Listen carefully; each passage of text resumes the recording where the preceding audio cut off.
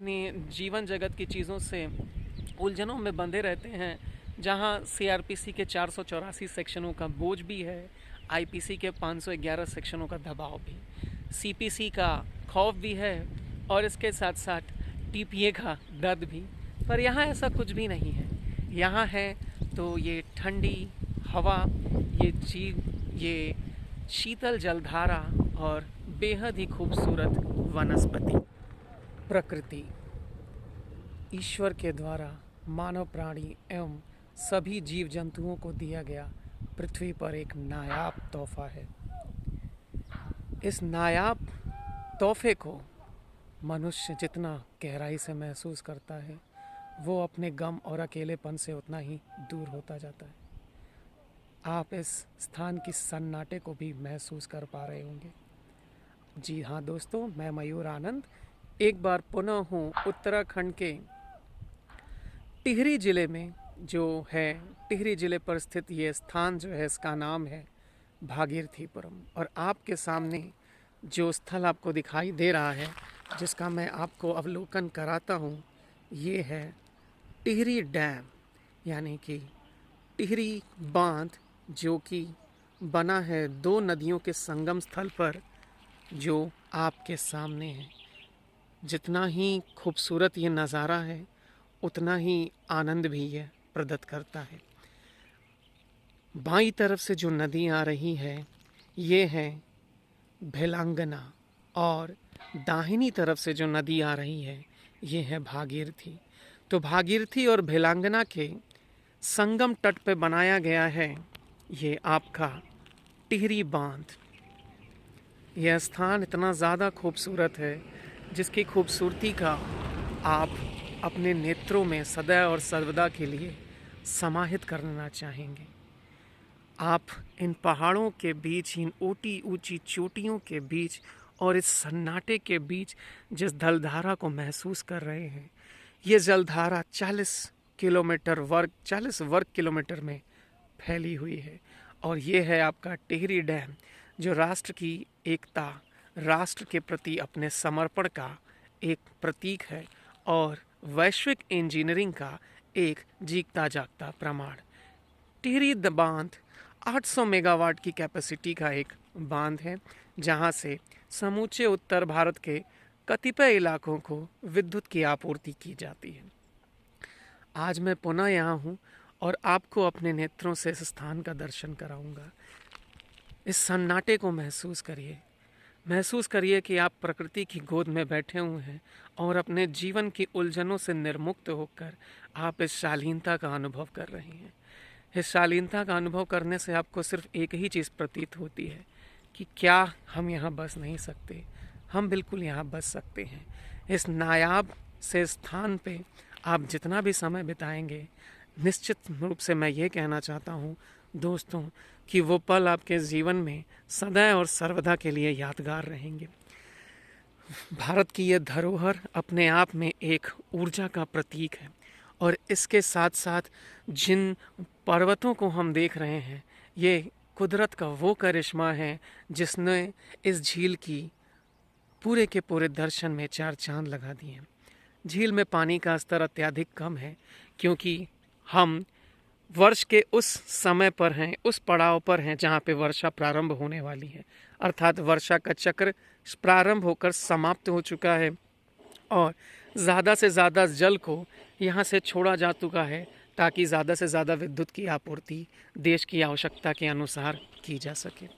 दोस्तों, ये जो स्थान आपके सामने दिखा रहा है, ये बहुत ही ज़्यादा ऐतिहासिक महत्व का भी स्थान है। जल जितना शीतल, जितना निर्मल और दुनिया में वायु के बाद सबसे ज़्यादा बहुमूल्य विरासतों में से एक है।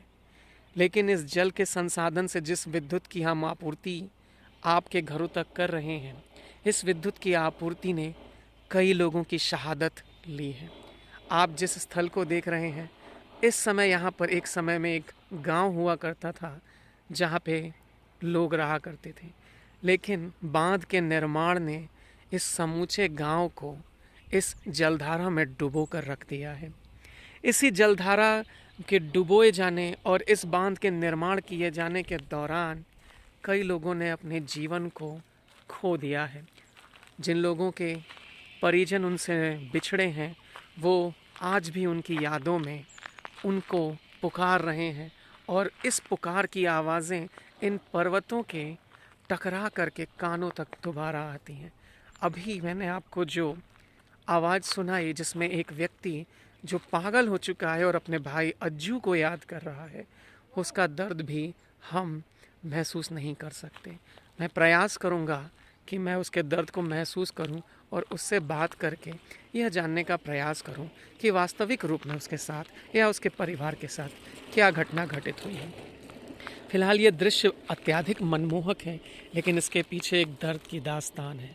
यहाँ पर एक विरासत हुआ करती थी, जो विरासत अब इस झील में समा गई है। आने वाले कुछ दिनों में जब झील का जल स्तर और ज़्यादा कम होगा तो उस विरासत के प्रतीक हमें इस झील के अंदर से दिखाई देंगे। दोस्तों, जब ये झील बनी और वो विरासत इसमें डूबी तो सरकार ने वहाँ से जिन लोगों का पलायन हुआ था उन लोगों के लिए एक नए स्थान का निर्माण किया, जो है न्यू टिहरी टाउन, जिसके भी दर्शन मैं आपको कराऊंगा।